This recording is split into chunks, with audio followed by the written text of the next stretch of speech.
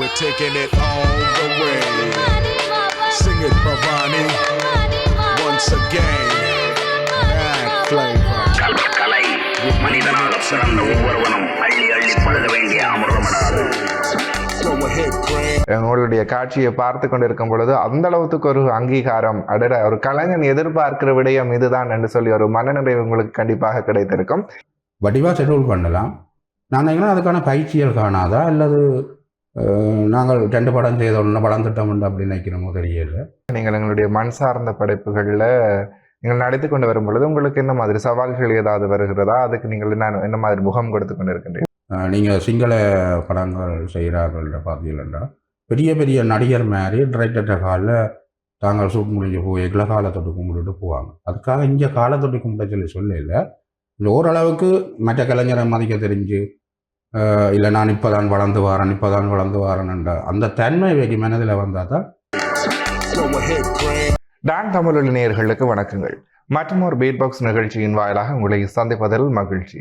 இந்த நிகழ்ச்சி உங்களுக்கு தெரியும், வாரம் எங்களுடைய கலைஞர்களையும் எங்களுடைய கலைஞர்கள் சார்ந்த படைப்புகளையும் இந்த நிகழ்ச்சியூடாக வெளிக்கொணர்வது வழமை. அந்த வகையிலும் இன்றைய தினத்திலே எங்களுடன் இணைந்திருக்கின்றார் பல்வேறுபட்ட ஈழத் திரைப்படங்களில் நடித்திருக்கக்கூடிய ஜீர்வேசரன் அவர்கள். அவரை நிகழ்ச்சிக்குள் உள்ளிட்டுக் கொள்ளலாம். வணக்கம். வணக்கம். எப்படி இருக்கிறீங்க? சும்மா இருக்கிறோம். கண்டிப்பாக நீங்க 20க்கும் மேற்பட்ட பல படங்கள்ல நீங்கள் நடித்திருக்கிறீர்கள். படங்கள், காணொளி பாடல்கள், குறுந்திரைப்படங்கள் அப்படி என்று சொல்லி ஏராளம் சொல்லிக்கொண்டே போகலாம். இருந்தாலும் உங்களை பின்னதான ஒரு சிறியதொரு அறிமுகத்தை நீங்களே கொடுக்கும் பட்சத்தில் அது இன்னும் சிறப்பாக இருக்கும் என்று நினைக்கின்றேன். என்னென்னா சின்னலேருந்தே எனக்கு கொஞ்சம் நாடகத்துறையில் கொஞ்சம் இன்ட்ரெஸ்ட் இருந்தது. அப்போ கூட அன்னையாக்கள் அவையால் நடிக்கைகளில் கொஞ்சம் அவையோடு சேர்ந்து சின்ன நாடகங்கள் நடித்து இதில் கொஞ்சம் இருந்தது. இப்போ வந்து 2002ஆம் ஆண்டு 2003 அப்படி தேவதாசன் சொல்லி ஒரு ஆள் இருந்தவர். அவர் இங்கே சினிமா பட்டறை இதெல்லாம் செய்திருந்தவர். அவர் பேருந்து பயங்கரவாத சட்டத்தில் அப்படி வட்டு ஜெயிலிருந்து இப்போ தான் வழியில் வந்து இருக்கிறார். உங்களுக்கு தெரியும் நினைக்கிறேன். அவர்கிட்ட பயிற்சி பட்டறைக்கு நான் கொழும்பில் போய் படிச்சிருந்தேன். நான் இப்போ இந்த நாட்டு சூழலால் வந்து விட்டுட்டு இருந்தது. இந்த பிரச்சனைகள் கொஞ்சம் இருந்தால் யாழ்ப்பாணத்தில் குறும்படங்கள் பெரிய படங்கள் எடுக்கிறதுவாங்க. கொஞ்சம் கொஞ்சமாக ஒவ்வொரு படத்துக்குள்ளே போய்க்க அந்த படித்ததை ஏதாவது ஒன்று பிரயோசனப்படுத்துவோம்னு குளிசி என்ற ஒரு குறும்படத்தை எடுத்தேன் நான். அதை ரதி அவார்டுன்னு சொல்லி கொழும்பிலேருந்து 3 விருது கிடைச்சது எனக்கு. அதில் அதோட பேருந்து குறும்படங்களில் நடிக்க துவங்கி இந்த பெரிய படங்களில் நடிக்க துவங்கி அப்படியே அதுக்குள்ள ஒரு இன்ட்ரெஸ்டாக வந்துட்டுது. கண்டிப்பாக உங்களுடைய ஆரம்ப திரைப்படம் எதுவாக இருந்தது? குலுசை தானே? ஆரம்ப திரைப்படம் குலுசை என்று இல்லை, இலக்கு என்று சொல்லி ஆகாசன்ற தெரியும் உங்களுக்கு. அவற்றை படத்தில் அதற்கான வாய்ப்பு உங்களுக்கு எவ்வாறு கிடைத்தது? அது நடிக்கணும்னு உங்களை அணுகினதுக்கான காரணம்? எங்களுக்கு ஒரு நாடகம் ஒன்று செய்தது. அதில் வந்து கொஞ்சம் யாழ் மாவட்ட கலைஞர்கள் அதுக்கு உள்வாங்கப்பட்டு வேலை செய்த நாங்கள் ஒரு டிவி சேனல். அதில் எல்லோரும் கொஞ்சம் சிநேகமாகி அதில் இருந்து ஒவ்வொருத்தரும் படம் எடுக்கல மாறி மாறி எல்லோரும் செய்வோம்னு சொல்லி அப்படி இதென்று அதை ஜாயிண்ட் ஆகிட்டு. கண்டிப்பாக நீங்கள் ஒரு கலையை நேசிக்கும் பட்சத்தில் இந்த திரைப்படங்களில் பயணித்துக் கொண்டிருக்கின்றீர்கள். அப்படி இருக்கும் பொழுது உங்களுடைய வாழ்வாதாரத்தை மேம்படுத்தக்கூடிய மாதிரியான முதலீடுகள், வருமானங்கள் இதில் இருந்து வரக்கூடிய மாதிரி இருக்கு. ஆரம்ப கட்டத்தில் வருமானங்கள் இல்லை, உள்ளூர் கலைஞருக்கு ஊக்குவிப்பு கொடுக்கணும்ன்றது ஒரு நோக்கமாக இருந்தது எங்களுக்கு. இது காலப்போக்கில் அவையே சின்ன சின்ன பேமெண்ட்களை தரத்து வாங்கிட்டோம். அதாவது போக்குவரத்து செலவு 500 ரூபா 1000 ரூபான்னு வாங்கி 5000 உண்டு, இப்போ 10,000 20,000 ரூபா வருது. இப்போ நான் அந்த கட்டத்துக்குள்ள தந்திருக்கணும். ஆனால் நான் எந்த கலைஞர்கிட்ட ரேட்டை பேசி அப்படி கேட்குறேன் இல்லை. எனக்கு இவ்வளோ தந்தால் தான் நான் நடிக்க வருவேன்ன்ற அந்த இது இல்லை. இன்னும் அந்த தற்பெருமை இன்னும் வரையில்லை. நான் பெரிய கலைஞர், மூத்த கலைஞர் என்ற அந்த தற்பெருமை இன்னும் வரையில்லை. இன்னும் நான் பழகணும், இன்னும் நடிக்கணும், இன்னும் எங்கட கலைஞரை கொஞ்சம் ஊக்குவிக்கணும் என்றதில் கொஞ்சம் ஆர்வத்தில் நான் அந்த ரேட்டுகளை பேசுகிறேன் இல்லை. இருந்தாலும் இந்தியன் சார்ந்த, அதாவது இந்தியா சார்ந்த அவைன்ற கேட்டகரியான படங்கள் வரைக்குள்ள கொஞ்சம் மனதுக்கு தாக்கத்தால் நானே சில நேரம் அதில் போகாமல் தட்டி கழிச்சிடுவேன். எங்களோட மண் சார்ந்த கதைகள் வரைக்குள்ள நான் ஆர்வமாக அதில் பங்கு பெற்றுவேன். கண்டிப்பாக தொடர்ச்சியாக நீங்கள் எங்களுடைய மண் சார்ந்த படைப்புகளில் நீங்கள் நடித்து கொண்டு வரும் பொழுது உங்களுக்கு என்ன மாதிரி சவால்கள் ஏதாவது வருகிறதா? அதுக்கு நீங்கள் என்ன மாதிரி முகம் கொடுத்து கொண்டு இருக்கின்றீர்கள்? ஆமாம், சவால் இருக்குது. என்னென்னா முதலாவது பிரச்சனை காசு பிரச்சனை உண்டு. அந்த காசை வச்சு கொண்டு தான் இயக்குனர் மேரோ அல்லது உதவி இயக்குனர் மேராவே தங்களோட இதுகளை ஆர்ட் டிபார்ட்மெண்ட்டானு தங்களோட செயற்பாட்டை செய்யுது. அப்போ அதால் ஏற்படுற தாமதங்கள், பிரியோசனம் தேவையான சொட்ஸுகள் எல்லாம் தேவையாக இருக்கும். ஆனால் காசு பிரச்சனையால் விடக்கூடியதாக இருக்கும். சிலதுக்கு நிறைய ஆக்கள் தேவைப்படும், ஆனால் அதுக்கு காசு கொடுக்கல. அப்போ கொஞ்சம் பேரோட வச்சு செய்கிறேன். அப்படியான நிறைய தாக்கம். கேமரா பிரச்சனை, ஒரு கேமராவை வச்சு எடுக்கிறது. பட் அது கேமராமேன் மேலும் இப்போ ஒரு பிரச்சனை என்னென்னா, கேமரா எடுத்த உடனே நான் பெரிய கேமராமேன் என்று நினைக்கிறது. அதுவும் ஒரு பெரிய தாக்கம் இயக்குனர் மேருக்கு இருக்குது. இப்போ இயக்குனர் மேன் ஒரு கட்டத்தை சொன்னால் இப்படித்தான் அதை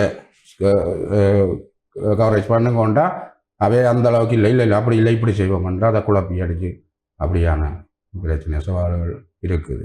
மற்றது குடும்பக்காரர் தானே போய் ஒரு இது ஃபீல்டில் காலம் தோக்கம் பின்னேரம் நிற்க வருமான பிரச்சனைகளும் இருக்கும் தானே. அப்போ அதில் சமாளிக்கிற கொஞ்சம் கஷ்டம்தான்.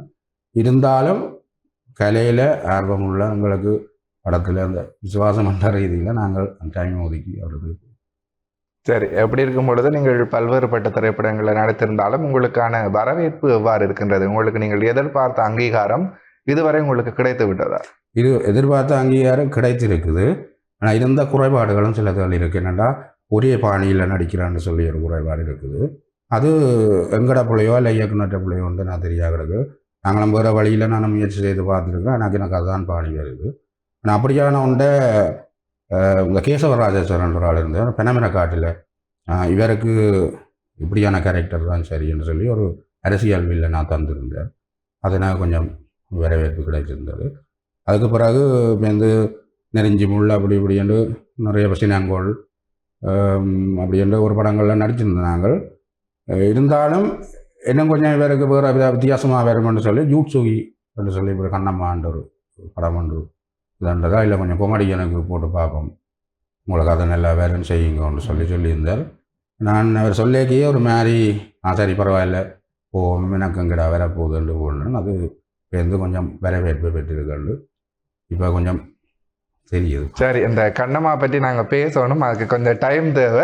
அதுக்கு முன்னாடி நிறைய விஷயங்களை நாங்கள் பேசலாம். சரி, நீங்கள் வந்து பல்வேறுபட்ட இயக்குநர்களோட ஒர்க் பண்ணியிருக்கிறீங்க. குறிப்பாக கேசவராஜா சார் தொடங்கி இன்று இருக்கக்கூடிய இயக்குநர்களோட பல பேரோட நீங்கள் ஒர்க் பண்ணியிருக்கிறீங்க. அப்படி இருக்கும் பட்சத்தில் அவர்கள்ட்ட இருந்தும் இவர்கள்ட்ட இருக்கக்கூடிய விடயங்கள் எவ்வாறு இருக்கின்றது? ஸோ இன்னும் எங்களுடைய இயக்குநர்கள் இந்த விடயங்களை வளர்த்து கொள்ள வேண்டும், அப்போ இருந்த இயக்குநர்கள் மாதிரி இவர்களும் வர வேணும் அப்படின்னு சொல்லி ஏதாவது ஒரு விடயங்களை நீங்கள் அவதானித்திருக்கிறீர்களா? இப்போ நான் வந்து 23 கொழும்பு டீமோட வேலை செய்திருக்கிறேன். அவையிட்டு வந்து மற்ற கோஆர்டினேட் பண்ணுறது, மற்றது வந்து மக்கள் தொடர்பு பிஆர் அதுகள் எல்லாம் செய்திருக்கிறேன். அப்போ அவையின்ற படத்தோட வேலை செய்திருக்கும். யாழ்ப்பாணத்தில் உள்ள இயக்குனரோட வேலைக்கும் ஒரு வித்தியாசம், ஒன்று காசு, மற்றது ஒழுங்கமைப்பு பிரச்சனை. அதுக்கு இங்கிலீஷில் வேறு பேர்கள் இருக்குன்னு நினைக்கிறேன். ஒழுங்கமைப்புன்னு பார்த்தீங்கன்னா என்னென்னா கொழும்புலேருந்து வர டீம் என்னென்னா முதலாவது சாப்பாடு தண்ணி அதை சரியாக கவனித்து கொள்வாங்க. ஷெடியூல் பண்ணுறது 8 மணி தொடக்கம் 12 மணிக்கிடையில் இந்த சீன் இருக்குது. உங்களுக்கு 2 மணிலேருந்து 5 மணிக்கு இடையில் உங்களோட சீன் இருக்குது. அது சில நேரம் 7 மணி ஆகலாம், இது 2 மணி ஆகலாம். ஆனால் இங்கே அப்படி இல்லை, ஷெடியூல் இல்லை. அப்படி ஷெடியூல் இருந்தாலும் இன்றைக்கு 10 பேருக்கு ஷூட் அண்டா காலம் 8 மணிக்கே அவைய கூட்டி வந்து இருத்தி விடுறது. அது சில நேரம் எனக்கு ஷூட்டிங் வந்து 4 மணிக்கே இருக்குது.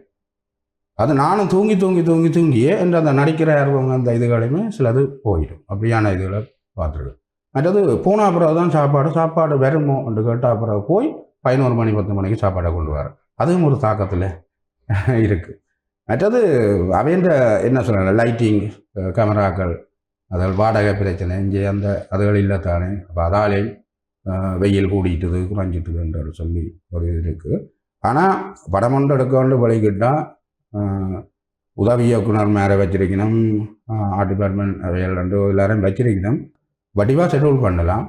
நான் நினைக்கிறேன் அதுக்கான பயிற்சிகள் காணாதா அல்லது நாங்கள் 2 படம் செய்த ஒன்று படம் திட்டம் உண்டு அப்படின்னு நினைக்கிறோமோ தெரியல. அது ஒரு சரியான தாக்கத்தை இருக்குது. அது அந்த குற்றங்குறையில் நாங்கள் போயிருந்து கதைச்சு கொண்டும் இருக்கல. அவை சொன்னால் அவங்களுக்கு அடுத்த சந்தர்ப்பத்தை தரவிடாங்க. அதால் நாங்கள் அதில் கதைக்கிறதில் பார்த்து கவனிச்சுட்டு பண்ணுறது. மற்றது கேமரா படத்துக்குரிய கலர் இங்கே பார்க்குறதில்ல. ஒரு கொஸ்டியூம் உடுப்பண்டா உடுப்புக்கு இந்த சொல்கிறதுக்கு இந்த கலர் போடணும் இந்த இதுன்னு சொல்லி அது சூப்பராக அதை பார்க்குறேன். லொக்கேஷன் எங்களுக்கு இடம் கிடச்சா சரி, அல்ல இப்படியான ஒரு தோட்டம் கிடச்சா சரி, அங்கே பின்னுக்கு என்ன கிடக்கு அசையும் பொருள் அசையாத பொருள் எதுவுமே பார்க்குறதுமே இங்கே இல்லை. சினிமாவுக்கு பின்னாடி இருக்கக்கூடிய விடயங்களை அப்படி எடுத்து வச்சுட்டு இருக்கீங்க. சரி, தொடர்ந்து நிகழ்ச்சியோட இணைந்திருக்கலாம். இது பீட் பாக்ஸ். அந்த வகையிலே கேள்விகளை தொடரலாம்.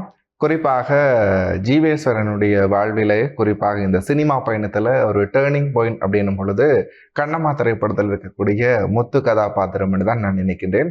ஆரம்பத்தில் நீங்கள் அந்த கதாபாத்திரத்தை எடுப்பதற்கு தயங்கினீர்கள் என்று சொல்லியிருந்தீர்கள். உண்மைக்குமே அந்த கதாபாத்திரத்தை நீங்கள் இல்லாமல் வேறு யாரை நாங்கள் அதில் வச்சு பார்த்தா அது சாட்டிஸ்ஃபைடா இருக்குமான்னு சொல்லி தெரியல. நீங்கள் அவ்வளவு தத்துருவமாக அதில் நடிச்சிருந்தீங்க. ஸோ குறிப்பாக உங்களுடைய முதல் படங்கள் நானுமே பார்த்ததில்லை. ஆனால் இந்த படத்துக்கு பிறகு உங்களோட ஒரு ஃபேனாக நான் ஆயிட்டேன் தான் சொல்லிக் கொள்ளலாம். குறிப்பாக இந்த திரைப்படத்திற்கான வாய்ப்பு உங்களுக்கு எவ்வாறு கிடைத்தது? ஸோ இதுல நீங்கள் நடித்த அனுபவங்கள் பற்றி பகிர்ந்து கொள்ளுங்க.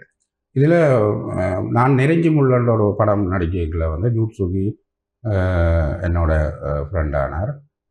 ஏற்கனவே பெனமர காட்டில் ராஜமகேந்திர சிங்கம் சார் என்னோட நெருங்கிய நண்பர். அவர் அந்த நெடுகவே ஒரு ஃபேமிலி பிளான் மாதிரி வீட்டை வார போகிற அப்படின்ட்டு அதில் இருந்தது. நெடுகவே அந்த மூத்த கலைஞர்கள்ன்ற ரீதியில் நானும் அதுக்குள்ளே ஊடுருவி அதுக்குள்ள நானும் ஒரு இடத்தை பிடிச்சி கொண்டு நின்றுட்டேன். அப்போ யூட்சுகி நெருங்கி முள் கேமரா செய்தவர் பாலநிலம் என்ற ஒரு படம் செய்தவர். அதில் எனக்கு சந்தர்ப்பம் கிடைக்கல. அந்த டைமில் கேள்வியோ அல்லது ஒரு ஏதோ இதில் டைமில் விட்டாச்சு. அப்போ கட்டாயம் இந்த படத்தில் போடணுமெண்டு ஏதாவது ஒரு கேரக்டர் போடணுமெண்டு சொல்லி இருந்தவர்.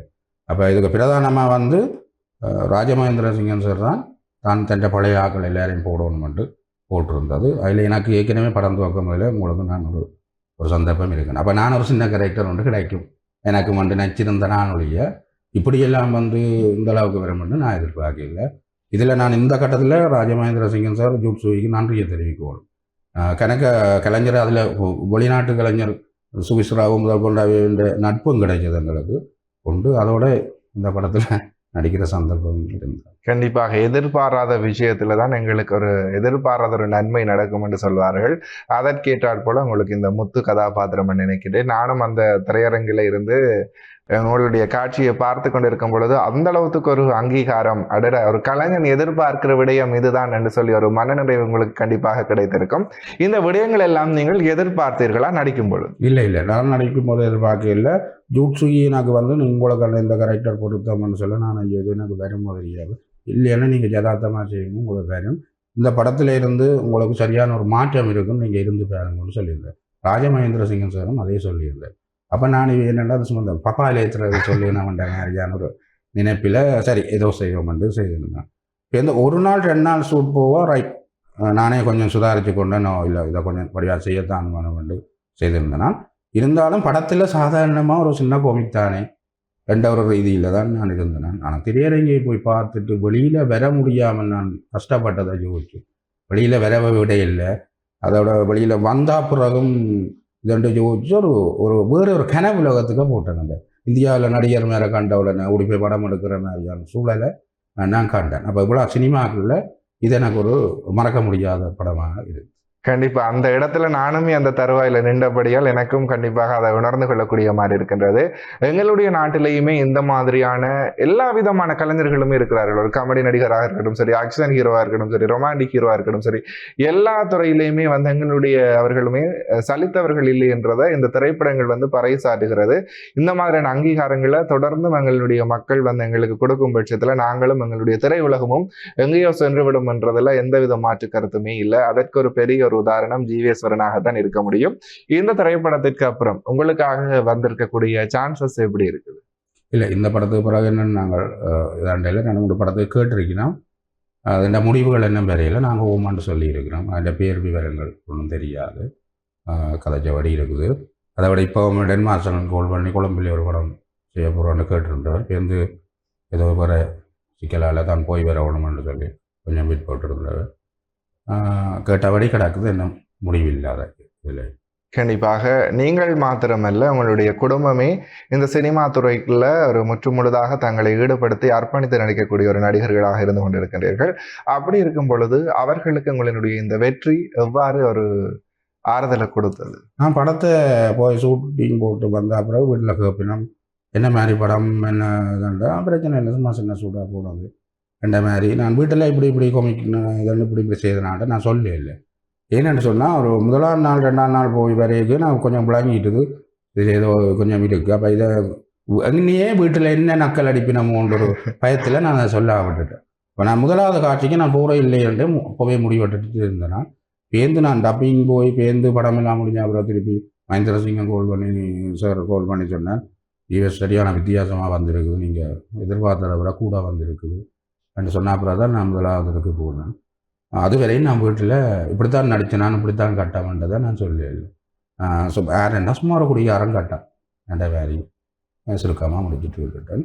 ஆனால் அவை பார்த்துட்டு தான் வந்து உலகத்துக்கு இருக்குன்னு சொல்லி பெருமையாக. சரி, அந்த ஃபேன்ஸ் மூமெண்ட்ஸை முற்றுமுழுதாக இந்த படத்தில் மற்ற கேரக்டர்ஸ் வந்து எக்ஸ்பீரியன்ஸ் பண்ணாங்களோ தெரியும், நீங்கள் வந்து சரியாக அந்த ரசிகர்களை கட்டி போட்டுட்டீங்க. ஸோ அப்படி இருக்கும் பொழுது உங்களுடைய ஃபேமிலி மெம்பர்ஸ் எப்படி இருந்தாங்க உங்களை அவர்கள் வந்து கொண்டாடும் பொழுது, அவர்களுடைய ரியாக்ஷன்ஸ், அவங்க அந்த வீட்டில் உங்களுக்கு சொன்ன விதங்கள் எப்படி இருந்தது? அவை வந்து கொஞ்சம் பெரிய இதில் தான் இருந்தேன், இப்படியெல்லாம் வருமோ உங்களுக்கு அப்படின்ற மாதிரி. எங்களை சொந்தக்காரங்க கொஞ்சம் பேர் நாங்கள் படத்துக்கு கொண்டு வந்திருந்தாங்க. அவையும் பார்த்துட்டு என்னடாப்பா இப்படி எல்லாம் நடிக்க தெரியுமா, பார்க்க பூனை மாதிரி தெரிகிறார் அப்படி எல்லாம் மாதிரி நான் ஒரு இதெல்லாம் சொல்லியிருக்கேன்.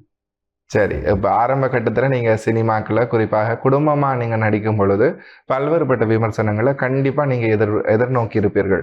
எங்களுடைய சமூகம் சிறிய ஒரு வடிவத்தையே பாரதூரமாக அதை கதைக்கக்கூடிய ஒரு சமூகம். அப்படி இருக்கும் பொழுது இந்த சினிமாக்குள்ளே நீங்கள் உள்நுழையும் பொழுது உங்களுடைய குடும்பமாக நீங்கள் எதிர்நோக்கிய விமர்சனங்கள் என்று சொன்னால் எதை சொல்வீர்கள்? இதை நான் படத்துக்குள்ள நான் வந்த பிறகு என்னோட மனைவி அம்பிகை என்று தெரியுமா உங்களுக்கு, அவரை கொண்டு வந்து அதுக்கு முதலாவது எதிர்ப்பு எங்களோட சொந்தத்திலேருந்து வந்திருந்தது. பொம்பளைகளை கொண்டே சினிமாக்க போடுறீங்களான்னு சொல்லி நான் சொன்னேன், நான் என்ற மனைவி நான் என்ற இதழில் தானே அது நானே பார்த்து கொள்வது கொள்வேன்ன்ற வேறு அந்த அவையை எதிர்த்து கதைக்கு இல்லை, நானே பார்த்து கொள்வேன்னு சொல்லி. ஆனால் அதுக்கு பிறகு அம்பிகை அவன் வளர்ச்சி வர மாதிரி இருந்தது. இந்த பிள்ளைகள் நடிச்சிருந்தவ மூத்தவ எல்லாம் நடித்து கொண்டு வந்தவ அவள் கொஞ்சம் பெரிய வயது வேற நாங்கள் நிப்பாட்டிட்டோம். இப்போ மற்ற வயசு ஒன்று வரையினோம். முதல் ஒரு மாதிரி தான் யோசிச்சவ என்னென்ன இந்தியா சினிமா மாதிரி தான் இங்கேயும் இருக்குது என்ன மாதிரி தான் ஊரவே அதை யோசிச்சிருந்தவ. இப்போ கொஞ்சம் மாற்றங்கள் அது அந்த அல்லது பழக்கப்பட்டு போன மாதிரி அப்படி போட்டு பெருசாக தாக்க வேண்டி இல்லை. கண்டிப்பாக தொடர்ந்து பேசலாம். இது பீட் பாக்ஸ், அந்த வகையிலே கேள்விகளை தொடரலாம். குறிப்பாக நீங்கள் சொல்லியிருந்தீர்கள் உங்களுடைய குடும்பமே இந்த துறையில் நடித்து கொண்டிருக்கின்றீர்கள் அப்படின்னு சொல்லி. அப்படி இருக்கும் பொழுது உங்களுடைய கணவன் மனைவிக்கு இடையிலான இந்த தொழில் முறையான ஒரு பரஸ்பரம், குறிப்பாக உங்கள் இருவருக்கான அந்த ஆதரவு வீதம் எப்படி இருக்குது? ரெண்டு பேரும் என்ன மாதிரி அவர்கள் ஒருவருக்கொருவர் சப்போர்ட் பண்ணுறீங்க? ரெண்டு பேரும் சப்போர்ட் பண்ணியிருந்தோம். நாங்கள் சினிமாவில் நடிக்கிறத விட மக்கள் தொடர்பாக வேலையும் செய்கிறோம். நாங்கள் அதாவது ஒரு படத்துக்கு ஆக்கள் தேவையண்டா இல்லை நடிகர் தேவையண்டா அதில் கொடுக்குற அந்த தொழிலையும் நானும் மனைவியும் இந்த குடும்பமாக சேர்ந்து, அது ஒரு பொல்லாத விஷயம். இப்போ 25 பேர் தேவையண்டா ஓமண்டு வினம் விடிய 4 மணிக்கு தேவையண்டா பஸ் வந்து நிற்கும் போனே அடிச்சு நோட்டி கூட படுத்துருவினோம். அப்போ கேட்டுக்கள் அழுகறி விழுந்து உள்ளுக்கு போக வேண்டிய சூழலும் பேர். அப்படி நாங்கள் அதுகளும் செய்கிற வழியாக எங்களுக்கு இந்த நேரத்தோட ஷூட்டிங்கண்டா அவள் சொல்லியப்பா அதுக்கேற்ற மாதிரி சமையல் சாப்பாடு, நாங்கள் ஷூட்டிங்கண்டா அதுக்கேற்ற மாதிரி. அதெல்லாம் ரெண்டு பேரும் அதாலே பிரச்சனை, எங்களோட குடும்பத்தில் அதாலே பிரச்சனை இல்லை. பட ஷூட்டிங் இதால் வந்து இந்த பிரச்சனை. ஓகே, ஒருவருக்கொருவர் ஆதரவாக இந்த துறையில் பயணித்து கொண்டிருக்கின்றீர்கள். கண்டிப்பாக அதை தாண்டி எங்களுடைய ஈழ சினிமா கலைஞர்களினுடைய ஒற்றுமை வீதம் எவ்வாறு இருக்கின்றது? நீங்களும் பல காலங்களாக இந்த துறையில் பயணித்து கொண்டிருக்கக்கூடிய ஒரு நபர் என்னும் பட்சத்தில் இந்த விதங்களை எப்படி நீங்கள் பார்க்கின்றீர்கள்? இந்த கலைஞனுக்குரிய ஒரு இது என்னென்னா அந்த ஒரு என்ன சொல்கிறது பெருமை, அந்த திமிர் என்று சொல்கிறது. அந்த திமிர் அநேகமாக கலைஞருக்கு இருக்கும். ஆனால் சின்ன சின்ன கலைஞர் ரெண்டு உண்டு சும்மா சின்ன சின்ன சோட்டுமே சொல்லிட்டு நானே ஒரு பெரிய படம் செய்த மாதிரி அப்படியான திமிரை முதல் விடாமல். நீங்கள் சிங்கள படங்கள் செய்கிறார்கள்ன்ற பார்த்தீங்கன்னா பெரிய பெரிய நடிகர் மாதிரி டிரெக்டர்கிட்ட காலில் தாங்கள் சூட் முடிஞ்சு போய்க்குள்ள காலத்தொட்டு கும்பிட்டுட்டு போவாங்க. அதுக்காக இங்கே காலத்தொட்டு கும்பிட சொல்லல இல்லை ஓரளவுக்கு மற்ற கலைஞரை மதிக்க தெரிஞ்சு இல்லை நான் இப்போ தான் வளர்ந்து வரேன்ன்ற அந்த தன்மை வைக்க மனதில் வந்தால் தான் இவை ஏதாவது ஒன்றை செய்யலாம். அந்த கட்டத்தில் இருக்கு. கண்டிப்பாக அந்த விஷயம் மாற்றி அமைக்க வேண்டும் சொல்ல நீங்கள் நினைக்கின்றீர்கள். சரி, அதை தாண்டி இன்னொரு விடயம், குறிப்பாக எங்களுடைய ஈழத்துறையை எடுத்து பார்க்கும் பொழுது, சினிமா துறையை எடுத்து பார்க்கும் பொழுது, இப்போ நாங்கள் சிங்கள சினிமா துறையை பார்த்தோம்னால் அங்கே ஒரு சங்கம் இருக்குது. இதே தாண்டி தென்னிந்தியாவை எடுத்து பார்த்தோம்னு சொன்னால் அங்கே ஒரு சங்கம் இருக்குது. அந்த சங்கம் வந்து அந்த கலைஞர்களுக்கு ஏதாவது பிரச்சனைகளாக இருந்தாலும் சரி, வாய்ப்புகளாக இருந்தாலும் சரி, எதற்குமே முன் நிற்கும். ஆனால் இங்க எங்களுடைய ஈழத்தமிழ் துறைகளை வந்து பார்க்கும் பொழுது இந்த மாதிரியான சங்கங்கள் அமைப்பதற்கு இங்க இருக்கக்கூடிய கலைஞர்களே பெரிய ஒரு முட்டுக்கட்டைகளாக இருக்கின்றார்கள். அதற்கு நீங்கள் ஒரு மூத்த கலைஞராக என்ன விளக்கம் கொடுக்க போகிறீர்கள்? நான் கேள்விப்பட்டிருப்பீங்கள் வீரசிங்கங்கோலில் ஒரு திரைப்பட சங்கம் அமைக்கிறதுக்கு கூட்டினாங்கள். அது நான் தான் கூட்டினோம். நாங்கள் அப்போ இருந்தது கொஞ்சம் நடிகர் மேலே சேர்ந்து எல்லோரும் 1000 ரூபா காசு போட்டு தான் அந்த வீரசிங்கங்கோலில் அதை கூட்டினாங்கள். 110 பேர் வந்திருந்தது. பழைய காலத்து கலைஞர்களும் இளம் ஆக்கள் எல்லாம் வந்தாங்க. அதில் 2 கலைஞர் வந்து நின்று கொண்டு இது நிர்வாகம் அமைக்க இயலாது, ஜாப்பு வேணும், அது வேணும், இது வேணும் என்று. அப்போ வடிவா நிலான் அப்போ மேடையில் சொல்கிறார் வடிவா, இது தற்காலிக நிர்வாகம், இந்த நிர்வாகம் தான் ஜாப் அமைச்சுதான்ட்டு பேருந்து திரைப்பட சங்கம் என்று உருவாக்குறான் எல்லா விளக்கான்னு சொல்ல 2 அதில் ஒரு ஆள் மீடியாவில் 2 பேரும் மீடியாவில் வேலை செய்தவள். அந்த அறப்படித்த மாதிரி அதை குழப்பி இந்த சங்கம் இல்லாமல் போட்டு அதுக்கு முழு கத்தானான் தான் அதை உருவாக்கணுமாண்டு தூண்டினதுன்னு நான் தான், அதை கூட்டினதும் நான் தான். அது என்னோட சேர்ந்தால் 7 பேருக்கிட்ட வேலை செய்த. மிதுனாவும் அதில் வேலை செய்த. ஒரு ஆள் எக்ஸலன் பட்டு சேர்த்து டேரவர் பட் நிலான் இப்படி கொஞ்சம் பேர் சேர்ந்து நாங்கள் நிறைய பேரை கூட்டினாங்க. ஆனால் உண்மையாக அந்த என்ன பிரச்சனைன்னா தங்களோட முழுநிலட்டு திரைப்படமோ குறும்படமோ பாட்டுகளுக்கோ வந்து கலைஞர்களை தேடி பிடிக்க முடியாத சூழல், அல்லது ஒரு ஆக்களை எடுக்க முடியாத சூழல், அல்லது ஒரு ப்ரொடியூசர் நம்பி எங்கள்கிட்ட வர முடியாத சூழலுக்கு இந்த சங்கம் ஒரு காரணமாகும். இந்த கலைஞர் சங்கம் ஒன்று இருந்தால் அதில் எல்லாம் பதிவு செய்திருப்பாங்க. நாங்கள் தேட வேண்டிய தேவை இல்லை. அதாலேயே ஒரு செலவு மிச்சம். என்ன சங்கத்துக்கு கால் பண்ணி சொல்லிவிட்டால் இப்படி எங்களுக்கு என்ன மாதிரி கரெக்டர் தேவை இருக்காண்டோ இந்த நாளைக்கு வாங்கணுன்னா அதை போட்டு காட்டியாச்சு, அவையை கூப்பிட்டு கதைச்சிட்டு நாங்கள் போனால் வார கலைஞரும் காசு தெரிவினோம்ன்ற நம்பிக்கையில் வருவன். முதலீடு போடுறவையும் சங்கம் இருக்குன்ற நம்பிக்கையில் முதலீடு போடுவோம். இப்போ முதலீடு போடுறது எல்லாம் வந்து ஒரு எல்லாரையும் சொல்லல, சில இடத்த தப்பான இடத்த போய் 15 லட்சத்துக்கு பாட்டுறத கட்டவும் இருக்குது. அந்த 15 லட்சம் என்ன தான் நான் ஒரு முழு நிலத்தில் பிறந்தது. அது இப்போ உதாரணத்துக்கு இந்த படத்துக்கு இந்த இன்டர்வியூக்கு கூப்பிட்டா யூட்ஸுக்கிட்டே அந்த 15 லட்சத்தை கொடுத்தா மண் சார்ந்த படங்கள் எத்தனையோ இருக்கலாம்.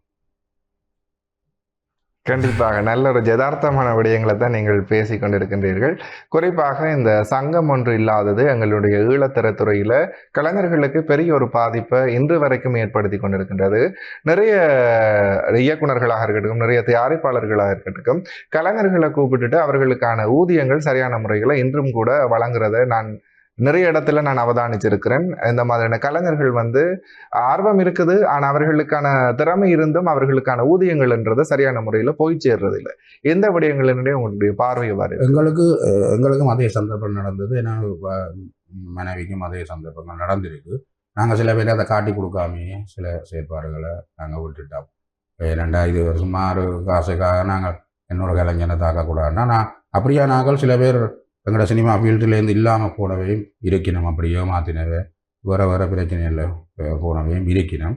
இது திரைப்பட கூட்டத்தாவனம் இலங்கை திரைப்பட கூட்டத்தாவனால தமிழ் பிரிவுன்னு சொல்லி இருக்குது. அதுக்குரிய ஆக்கள் எல்லாம் இங்கே இருக்கணும். எங்கே பயம் இல்லையோ அங்கே வந்து ஒழுக்கம் இல்லாமல் இருக்கும்ன்றது உங்களுக்கு தெரியும். அப்போ இனி கலைஞர் மேலே சேர்ந்த ஒரு சங்கத்தை உருவாக்கினாலும் ஒற்றுமையாக பெறக்கூடியவர்களுக்கு யாழ்ப்பாணத்து தமிழர் யாழ்ப்பாணத்தாக்கள் இல்லை. மற்ற மாவட்டங்களை நாங்கள் சொல்லலை. என்னடா ஒடியால் இருக்குது. நாங்கள் இந்த ஆரம்பத்தில் ஒரு சங்கத்தை உருவாக்கினா பிறகும் எந்த ஒரு சாலினியக்காக்கள் போலோட கவியல் ஒரு சங்கம் ஒன்றை உருவாக்கினார். அதாவது 20-25 பேரோடு ஒன்று உருவாக்கினோம்.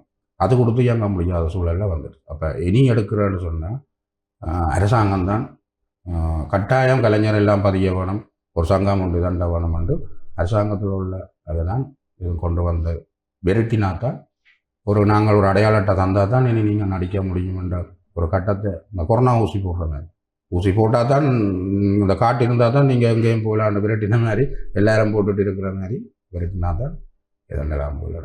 எல்லாரும் இந்த ஒற்றுமை இல்லாமல் தான். கண்டிப்பாக இதை தாண்டி நீங்கள் இன்று வரை ஒரு 20 திரைப்படங்களுக்கு மேலே நடித்திருப்பீர்கள். அப்படி இருக்கும் பொழுது இந்த இயக்குனர்கிட்ட நான் பணியாற்றிய அனுபவம் என்னால் மறக்க முடியாது. இந்த திரைப்படம் என்னுடைய கரியரிலேயே மிக ஒரு பாரிய மாற்றத்தை ஏற்படுத்திய திரைப்படம் அப்படின்னும் பொழுது எதுவாக இருக்கு? எனக்கு பனமரக்காடு தான். கேசவராயா சாரோட வேலை செய்தனா பனமரக்காட்டில் அந்த சினிமாவுக்கு ஒரு படத்துக்கு பின்னணியில் என்னென்ன செய்ய வேணுமோ அவ்வளோ வேலை திட்டத்தை நாங்கள் ஒரு 15 பேர் சேர்ந்து செய்திருந்தோம். நாங்கள் அதில் எனக்கு நிறைய அனுபவங்கள் வந்திருந்தது. அதை மறக்க முடியாத இதுகள், நிறைய படிப்பனவுகள், நிறைய இதுகள் வந்தது. அதாவது லைட் செட் பண்ணுறாண்டாலும் நாங்களாக இருந்தோம், சாப்பாடு கொடுக்குறனால நாங்களாக இருந்தோம், லொக்கேஷன் துப்புரவாக்குறாண்டால நாங்களாக இருந்தோம், எல்லாமே நாங்களாக செய்தோம். நடிகரை தேடுறனால நாங்கள், ஆக்களை தேடுறனால நாங்கள் எல்லாமே ஒரு 15 பேருக்குள்ளே தான் நடந்திருந்தது. அதில் பிரியா, மும்முரமா பிரியா, மகேந்திரசிங்கம் சார், நாங்கள், எங்களை வைஃப் யசோராயா சார், சார் என்ற குடும்பம், அதோட நிறைய நவைகள் நிறைய பேர் அதில் இது இருந்தது. அதுதான் எனக்கு மறக்க முடியாத நிறைய பாடங்களை கற்றுத்தந்தேன்.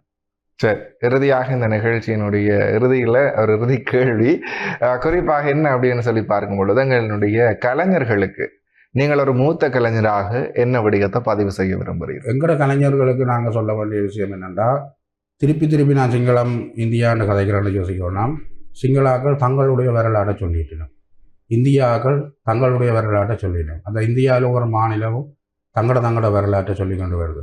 ஆனால் இன்னும் யாழ்ப்பாணமோ இலங்கை தமிழரோ தங்களோட வரலாற்றை சொல்ல இல்லை. அதாவது 100க்கு 5% தான் வரலாற்றை சொல்லி கொண்டு வரணும்.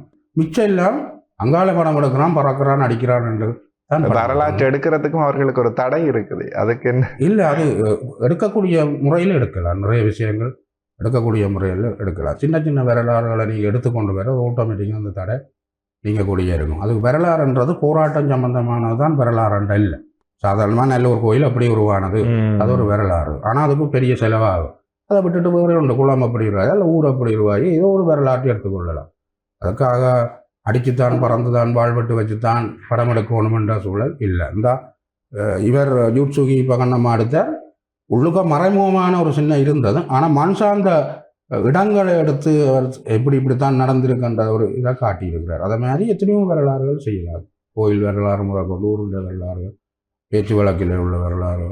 இப்போ சும்மா உதாரணத்துக்கு ஒரு எங்கட யாழ்ப்பாணத்தில் உள்ள சிரிப்பு இந்த காமெடி கட்டங்களை கொடுத்து இந்தியாவில் இதான் இருக்கிறார். எங்கட இதுகள பாட்டுகள் எடுத்து இந்தியாவில் எல்லாம் செய்திருக்கிறாங்க. ஆனால் இங்கே அதை செய்ய முடியாத ஒரு இல்லை இருக்கிறார். அதை முதல் எல்லாரும் எங்கட வரலாற்றை நாங்கள் சொல்லவோம். இப்போ எல்லாரும் சொல்லிட்டு வரீங்க, நாங்கள் சொல்லாமல் இருக்கிறோம். நாங்கள் இப்போ வெளியாக்களுடைய சொல்லத்தான் நினைக்கிற முடியும், எங்களையே சொல்ல நினைக்கிறோம். கண்டிப்பாக இன்றைய தினத்திலும் இந்த நிகழ்ச்சியினுடைய இறுதி பகுதியில் நல்ல ஒரு விடயத்தை குறிப்பாக பார்க்கும் பொழுது எங்களுடைய வரலாற்றுகளை சூட்சுமமான முறையில் அடுத்த கலைஞர்களுக்கு நாங்கள் கடத்த வேண்டும் என்று சொல்லி ஒரு நல்ல ஒரு விடயத்தை நீங்கள் இறுதியில் நீங்கள் பதிவு செய்திருக்கிறீர்கள். எனவே இவ்வளவு நேரம் எங்களுடைய நிகழ்ச்சியோடாக இணைந்து நல்ல பல விடயங்களை கூறின உங்களுக்கும் நன்றிகளை கூறிக்கொண்டு மற்றொரு நிகழ்ச்சியின் வாயிலாக உங்களை சந்திக்கும் வரையில் உங்களிடத்திலிருந்து விடைபெற்று செல்லும் நான் உங்கள் ராஜ். நன்றி நேயர்களே.